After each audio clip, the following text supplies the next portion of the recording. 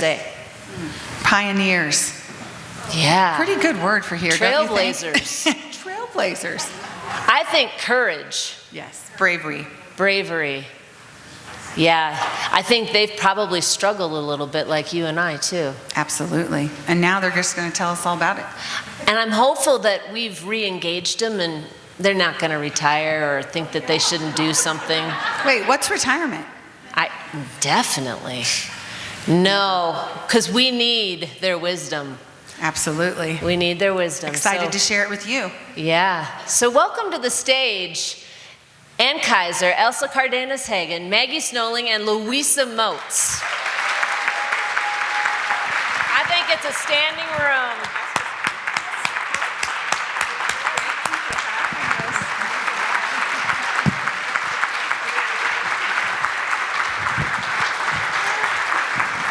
You know, I was grappling with a title for this, and I gave them each a task, and Tiffany said she really liked the title.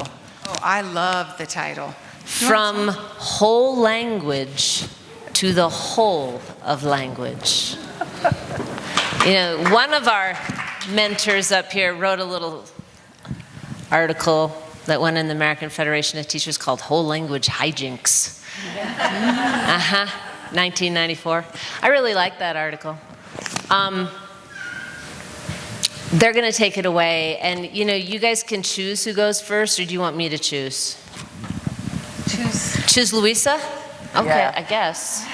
Yeah. So the task is just to kind of share some reflections and some sentiments about from where we've come in whole language, really where language was really focused on, to now understanding that there are really practical, meaningful approaches to teaching language, and just there may be wisdom and encouragement for the future. So take it away, Louisa.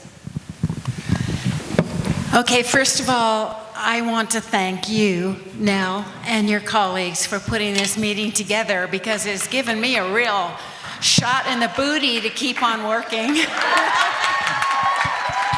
That's what we wanted. It's been so inspiring, not only to see where all of the research of these brilliant colleagues of mine, I hope you don't mind my calling you a colleague, because I worship you, I look up to you, those of you who provide the real science for us. But what this session has done for me is take some somewhat fuzzy ideas that have always been rolling around in the back of my head and putting them in the back of my head now in bright neon lights that I cannot let go of. And so I've been starting to think, what does all this mean for the next phase of what we do? And you know me, I'm kind of a word nerd and a print nerd. And I'm thinking that maybe next year we can actually bring reading into the conversation because I'm increasingly bothered by the fact that many of the instructional programs that we use to actually teach reading to kids do not marry language with the print. And I want to go back and revise the title of my textbook, Speech to Print, and thanks to Charles, I now know that I shouldn't have said speech to print, I should have said language to print, because it's not speech. What I meant by speech was language.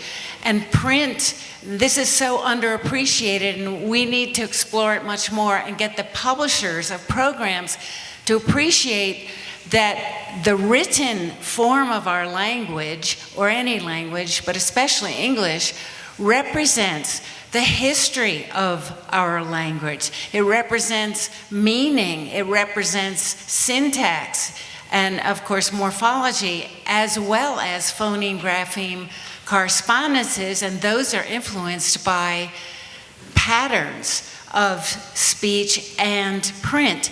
And so often I see the learning of the written language as an exercise in visual memorization or visual imprinting or kind of nonsensical, almost a minimalist approach to teaching kids about the language, the features of language that actually are represented in print at the word level.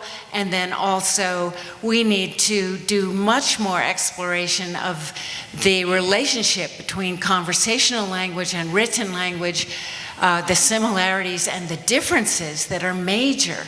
So I'm leaving this conference with more motivation to try to explain my own thinking about this, to urge publishers that I have anything to do with to up the ante. And I'm thinking of little things like the questions I get from teachers like, how should I teach the word said? And that's a profound question. I mean, you can teach it as a red word, a tricky word, a nonsense word, or whatever, and tell kids it doesn't make any sense and they just have to imprint it on their eyeballs.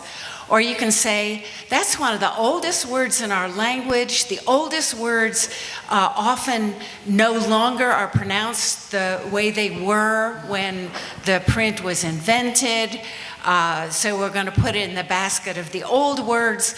And if we look at how it's written, it could sound like said, and in fact, it means said. It's the past tense of say. And if you pick up almost any program out there, you will not find that information for that little word. So I think on and on, we need to take this message about language much more seriously. And also, don't get me started on teacher ed, that's another thing. But of course, and it's been mentioned often here, that teachers cannot be the innovators or the decision makers we want them to be if we don't equip them with the knowledge base. And that, for me, includes real deep understanding of the language they are using and teaching, as well as how that language is acquired. So that's a whole other thing.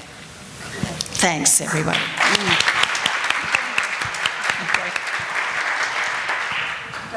I think I've been nominated to go next, the second doyen of this panel, probably the second oldest, I'm guessing.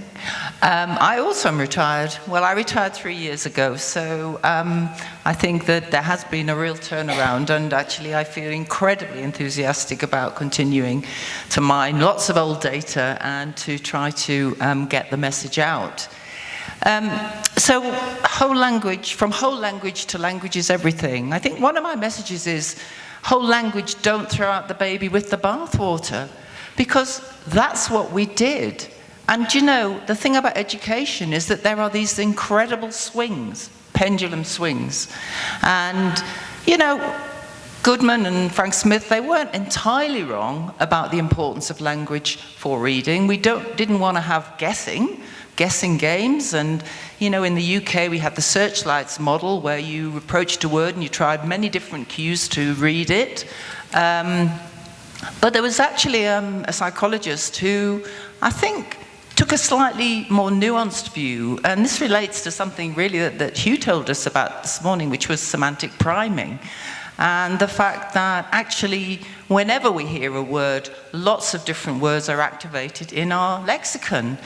And Keith Stanovich, who was at the time, I think, quite a young graduate student, he did a lot of really interesting experiments in which he showed that if you give a sentence with and you look at how much that sentence context can boost the reading of the word at the end, this was an example of semantic facilitation, but he went further and he showed that it was poor readers who needed to use that context more than good readers, because actually they were so bad at decoding, they really did need to resort to their language to help them to read. And I think that's a message that we need to think about, because Julie told us that, you know, syntax, it's kind of happening online. And we want children to have syntax unfolding the language as they are reading so that they can read better without having to resort to conscious awareness. But of course, the pendulum swung the other way. You had the National Reading Panel's report in 2000. I'm not sure we took so much notice of it in the UK. We were really being influenced by the dual route model. I don't know if any of you remember that, and Max Coltart's model. There are two ways of reading. You can read visually, or you can read phonologically. You can decode words using that phonological route, and once you know them, you read them right via the visual route. Well, that influenced us. It was not a developmental model of reading, but in 2006, the English government mandated the teaching of phonics, and it has been mandated ever since. And going back to that 2006 implementation, Sir Jim Rose, whose report it was, said, systematic phonics instruction should be delivered within a rich language curriculum. And everybody forgot the rich language curriculum. In 2011, we had a change in administration, and we had a coalition government. And the coalition government, they reinvented phonics, and they said, oh, now it has to be synthetic phonics, not just systematic, synthetic, and we have to have decodable texts. And guess what? We're going to screen everyone at the end of year one to look at their progress in phonics. Fantastic. A 42-item phonics screening check. Have to say I was one of the consultants. Half of them were words, half of them were non-words. This was great. We were going to actually have a test at the end of year one, which could be really used to pick up kids with reading difficulties, because even the bright ones would be having problem with the non-words. But guess what happened? Teachers started teaching non-words so that the children in their classes would be better at phonological decoding. And guess what? Reading standards went through the roof, according to the government. And if you look at the distribution of scores on our phonics screening check, they go like this, whoop, with a big peak at the pass mark. Well, I don't quite know what that means, but what it really means is that teachers do not understand the importance of bringing language and reading together in reading instruction. And that's even worse for kids who are going to have language learning difficulties.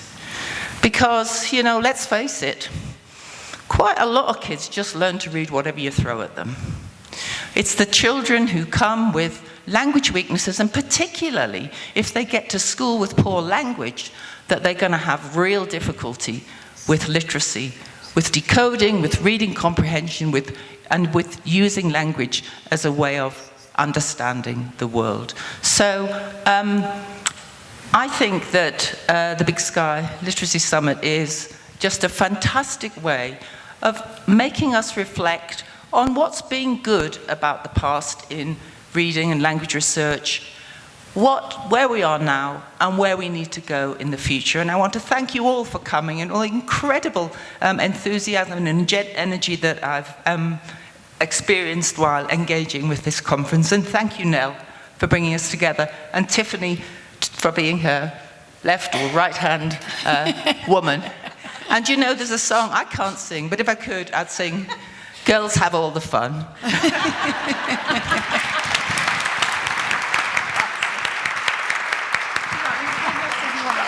All right, so this time I get nominated, right? And well, I want to just say, wow, this whole few days, it's been amazing. Thank you, Nell, and the whole team for putting this together. And thank you for bringing to light all the wonderful and beautiful things that we know about language.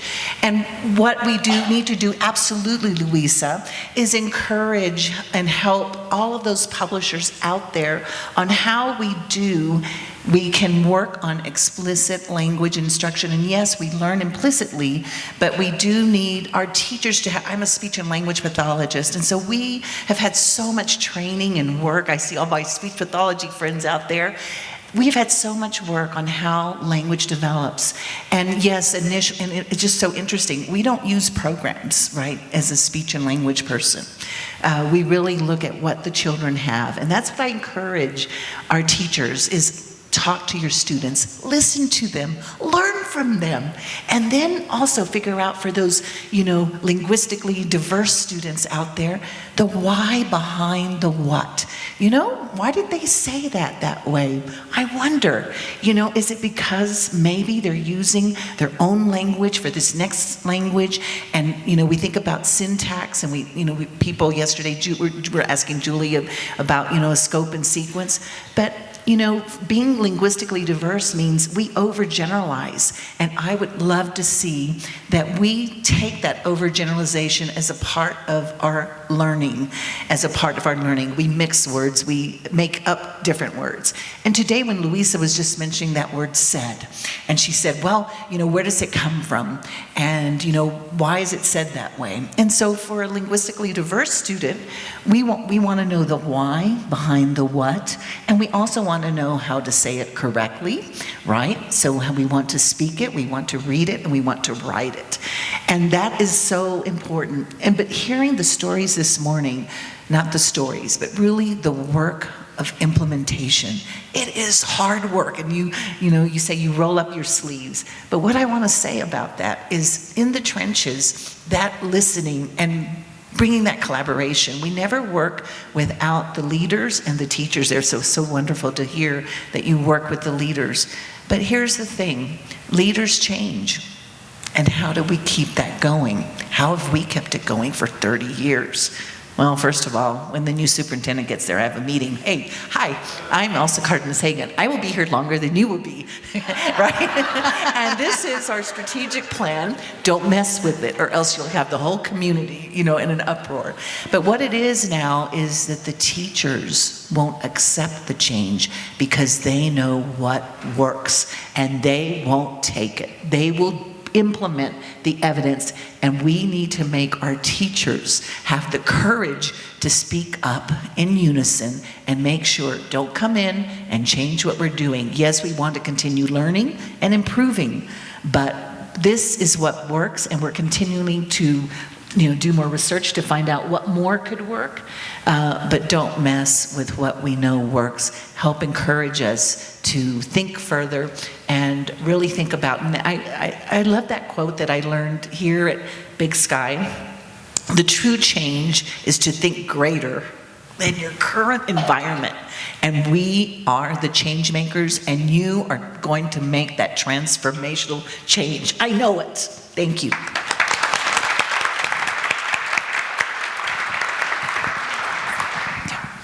So my Peloton tagline is "Old Girls Rock." Do not follow me on Peloton because I will be embarrassed because I'm slow and less frequent than I pretend to be. But these girls rock. And I am so in awe of every one of you. I just can't tell you how honored I am to be here with you. So thank you for letting me be part of this conversation. And thank you, Nell, for dragging me kicking and screaming into this conference in the beginning. So I'm so happy to be here. I used to do a lot of work in Head Start, and they would teach kids to do this, and I want you to do this. Put your hand on your head. Kiss your brain, because it's so beautiful and so smart and so capable of learning. Oh, so great. So I want to talk about silos. I'm from Kansas. I know a lot more about silos than most of you in this room. And one of the things that I realized in this conference is I've been living in my silo quite happily for many years. And my silo is very lovely. And it's all about small children. It's all about development. And it's all about research. And I have missed you all because I have been in my silo. But what I realized in this conversation over the last few days is that we're all in our silo, right? And it's lovely, it's aluminum, it's shiny, we painted it red, it feels really comfortable. And all of it contains the same thing. It contains this amazing care for children. And even though the silo has no windows, we think there are no other silos, we're all thinking about this thing that really matters to us. And it is way past time that we move out of that silo model. I became very aware that people did not know about Part C. Part C was passed in 1986. It was one of the most important things we've done legislatively. It followed right on 1975 legislation that was the first special ed legislation that, 40 years later gave us the foundation for specific dyslexia legislation. It's a long time, but somehow we've always been in our silos. So I'm all about little kids and you're about school-age kids. I'm about kids with complex communication needs and you're about kids with really specific communication and reading needs. And we're way overdue to say all of y'all. All of y'all. That's a Southern expression. It's very important. It's one of the only 3 things I've learned since I've been in Tennessee. All of y'all. All of us all. Because we don't need those silos anymore. And this conference is so lovely for that, to see all the talent and commitment and wisdom, the wisdom of years and years and years of implementation that you all carry with you, which is, to me, just completely amazing. I have a couple more things I want to say. Our power resides in parents. It's parents that made that 1975 legislation happen, that changed the world for all kids with disabilities. It is parents who moved the dyslexia idea into real services for real kids. Parents are children's first language teachers. They are the most important foundation for language there is. And we can help parents be optimal language teachers. And we can partner with parents in schools in ways that it's all of us all, not you and us, but all of us all. One of the most amazing things I see when I look around here is such capacity. And what we've done together is to build human capacity. And that capacity is in teachers and administrators and researchers and parents. And that is the thing that will really change the world, is when we harness the capacity that we saw all together in this conference. So I'm always pessimistic. I don't know why. Natural, right? But I'm not pessimistic about this, because you all are a force of nature. And a force of nature will have its impact. And it's really not a very hard thing to do. So much talent, so much commitment, so much wisdom, and so many old girls. So I say, rock on out, kids.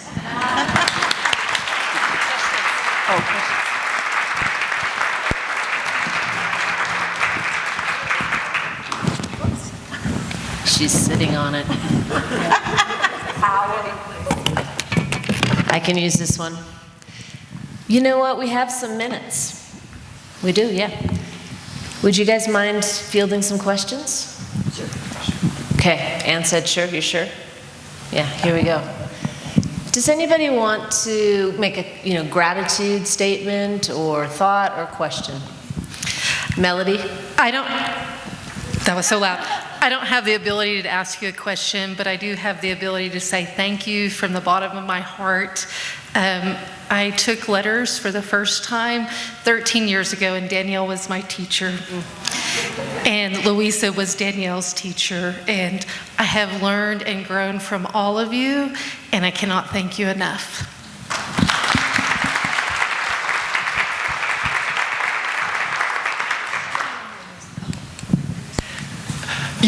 I just want to say how I am constantly reminded that women get shit done.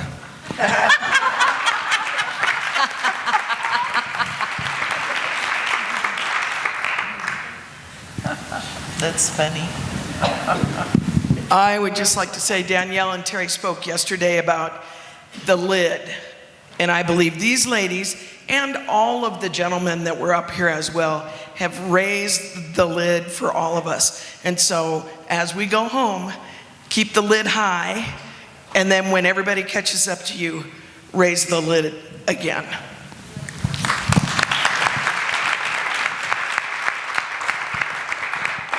So my favorite bumper sticker is women who behave rarely make history. Who misbehave. Women who behave. Yeah, you're right. And it's more funny like at Whole Foods than it is at a truck stop in like Toledo. It's a different context. But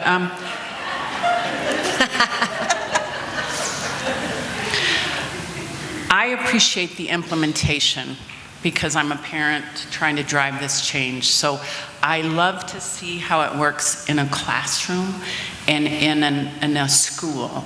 But I think there is, and I am very happy, and I have lots of moms with me who are interested in a macro level implementation because, as you said, parents are the ones most of the time that have to drive the legislation, that have to create a district or a state that is open to this instruction, and then we hand it to you, and you are knowledgeable, and you know what to do. But oftentimes, we have to kind of tee that up. So if anyone has interest in further conversations about a macro implementation, let us know. I think there's something interesting in that nugget because Elsa, your longitudinal yesterday is a macro. Yeah. Maggie, along with Mariella and Charles today, you have a big longitudinal macro on a national level in 2 countries now. Decoding dyslexia has a macro impact. No, in terms of policy in this country and dyslexia, right? Yes, that was a macro effect. But this is a beginning of hopefully a movement towards understanding how to bring macro impact that brings the real model into view that says language impacts both pathways and oral language is the first piece of the developmental process, and we're going to call it a developmental model. And that part was powerful, and I think that was your probably favorite part today, is shifting to a model that is actually developmental and not just a framework. Would you ladies like to add? Yeah, I would just like to add to that, because I really do see, Danielle, that what we have done has been at that macro level, because it was the business community saying this is what we need for our workers. We need our workers. We don't get industry because our workers didn't have an 8th grade reading level, right? And the only way to get workers to our communities would be to have high levels of language and literacy and being able to learn. And so it really did involve, I guess I didn't mention, but we did work with our city commission, with our business leaders, with our parents, because parents, you're right, they're the driving force. Norma Garza was the parent and then she ended up in the White House, right? So she ended up being that support for the early childhood, right? That link between the Health and Human Services over to education, which that's one of the things that we need to do more. Our Health and Human Services Department, right? Really working closely with making these educational changes. But I think that it does take a lot of work and initiatives and policy. We need the policy. And I think you heard from our stories that we began in a little town that then became a Texas Reading Initiative that then became No Child Left Behind. And then, that Reading First started in a community. And we can do this work. Yep, go ahead, Pat. Well, this is definitely a gratitude statement. Nancy Blair and I are parents of children who learn differently, and I feel like we've been on the journey with all of you on the stage for a very long time. And what I can tell you is that because of all of you, we have made an impact. This research to practice methodology is in our DNA. We are relentless. We've been accused of being pit bulls in heels. So you can use any acronym you want. But I think really the idea that you are always willing, we're fortunate, we have both a school in the Philadelphia area, AIM Academy, we also do outreach. But if it wasn't for you all coming into our classrooms, being willing to allow us to do active research with you, we wouldn't see the impact on our 400 children each year or on the teachers and the leaders that we train. So thank you very, very much. Thank you, Pat. I have a quick ad. Back to Winans Elementary and Nystrom Elementary, you know, if you have a comprehensive state literacy development project grant that the federal government has given out, there's millions of dollars out there for schools. That grant has within it, differing by state, but it asks you to connect birth to 5, de-silos. It asks you to connect everybody. And one of the joys I had in working with my Livingston colleagues is that Ann Penn Cox and I started to work with the community partners and with those who were going into home visits, and I started training the speech language pathologists, the ones at the hospital, like Robert, pediatricians, like people came to our developmental meeting 6 hours long where I trained about how do we screen oral language, what could we do for oral language. We invited the tree school, preschool, we invited the private preschools, everybody was invited. 9 people showed up, but that's how it starts. But a great model, first night was the Moonshot School. You know, stand up, wave your hand. You know, they have a model that's been going for 15 years with public-private funding. So we have these places, you know, we're public school doing the work to sustainability, and it doesn't end. Sustaining means a daily practice of staying in the moment for the children you're serving in the moment.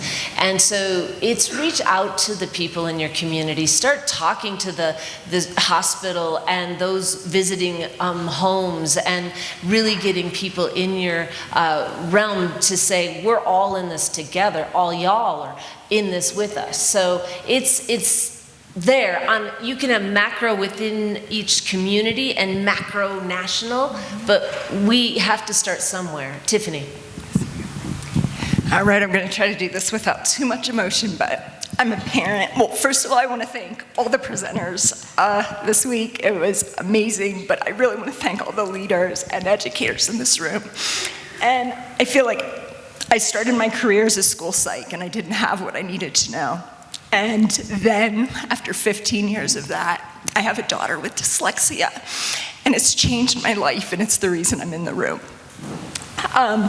When we look at those charts and that data up there, I want the leaders in this room to go back and remember that those are our babies in those charts, and we need to make it personal, and we need to make sure this data is reflective of our students, and that the leaders in our districts are looking at that data as our babies.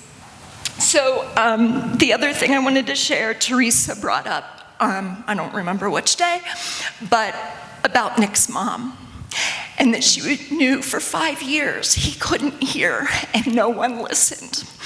And being school-based for so long, we're often the first line of defense for these moms, or the first line of protection for these moms. And we need to take that role really seriously. In my role in advocacy, lots of moms, and that's where this emotion comes from too. It's not just my story. I carry so many moms' stories, and dads too, but most of them are moms. I have teachers meet me in parking lots and say, Megan, please keep fighting. Please keep fighting, we don't have a voice. And so, like I asked the other day about building these bridges, I want you to know that parents want to support you. And if you're not getting that, call us. And we'll help those parents understand how much we need to partner together. So we have to work together in this. And I value everybody that took their summertime as a school employee in the past. I know how precious that time is. So thank you to everyone, and transformation is like the best word. And I'm sorry I'm emotional, but the data, the information, this is our babies, and it's this information that saved my daughter, so thank you. Thank you.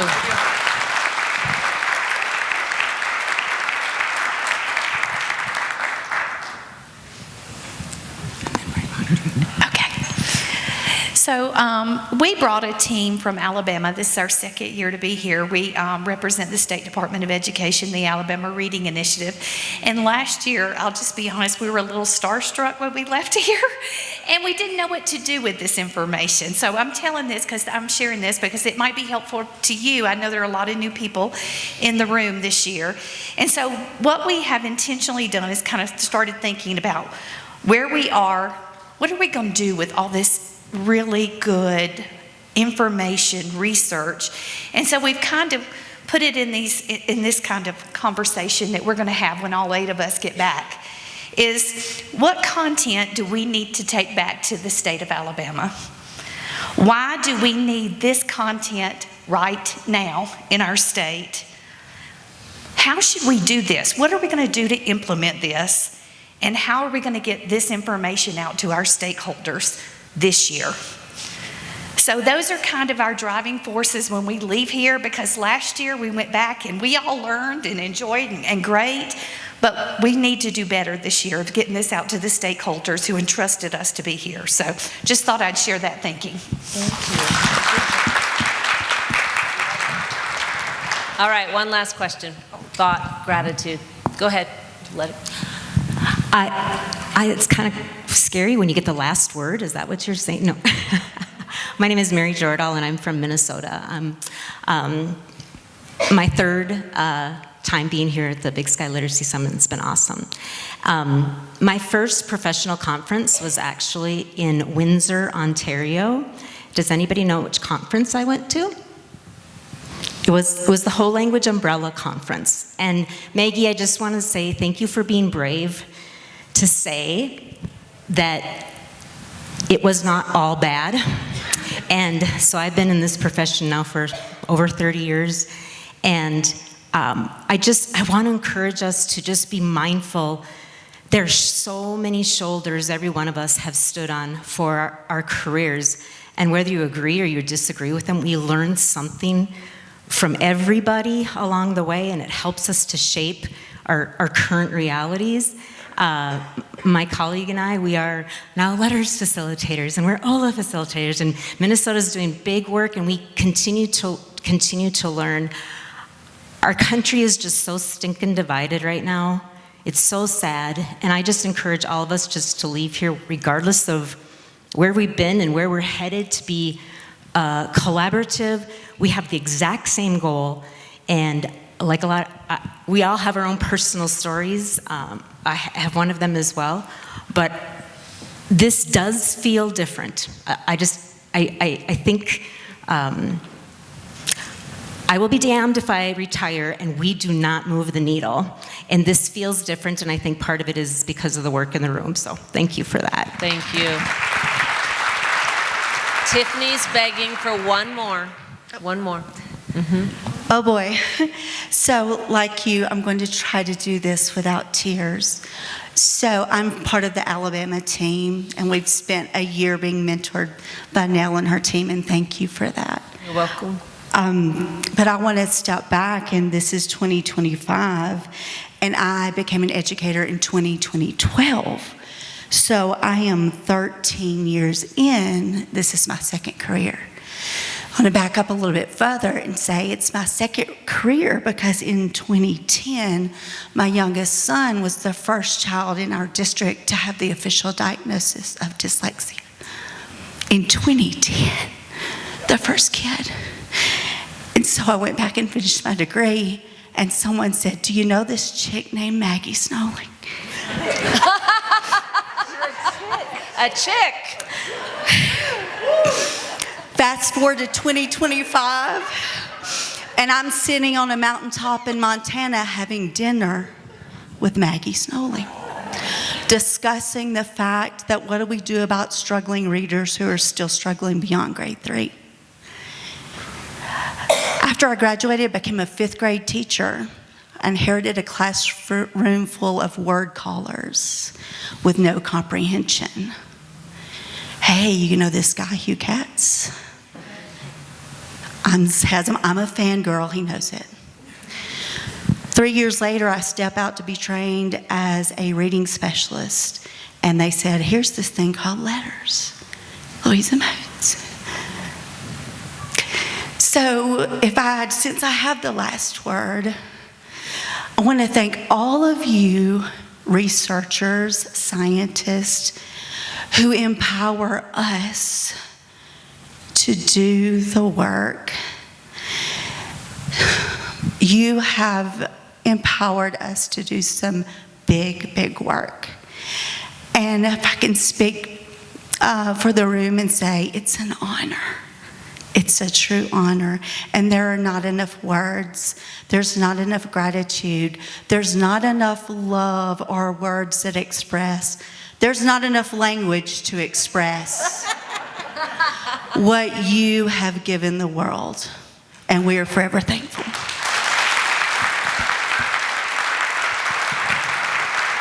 Thank you. It's been my greatest honor to host all of you, to welcome you home to Big Sky. That's why I always say welcome home, because this is about a place where you feel at home, where you feel the expansion in your heart and the expansion in your minds. But my greatest ask of you is that now that you kind of know a new way forward, you can kind of course correct a little and show others the way. And once you start showing others the way, do it with love and kindness, and don't come in hot. And just show the way by action. Love is an action. And then others will come along with you along the way. But you have to know the way first. You can't just go there. Literacy leader at every level.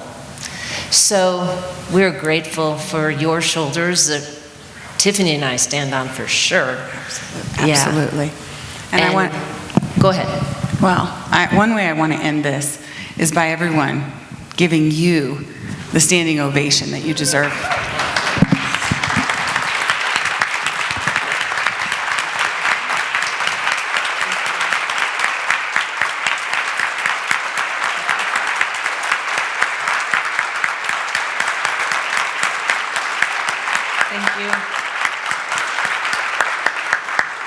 Don't ever believe that dreams can't come true. You all know that my phrase in 2017 is I'm a transformational, uplifting, inspired leader, educator, and healer. Healer is key. Adding value to those I serve through love and literacy so that together we can change humanity for the betterment of humanity. And I said, I don't know what that means or how I'm going to do it, but I'm just going to trust the process, and what shows up will show up. And to my friend Lucy Hart Paulson, she said, aren't you glad you didn't take that job like that? And you just like showed up in this other space and trusted the journey. And so thank you for coming. And thank you to my team. Thank you to every mentor who poured their heart into this to know that this was going to be a moment of change. Please go home and share that language and languages and languaging is everything.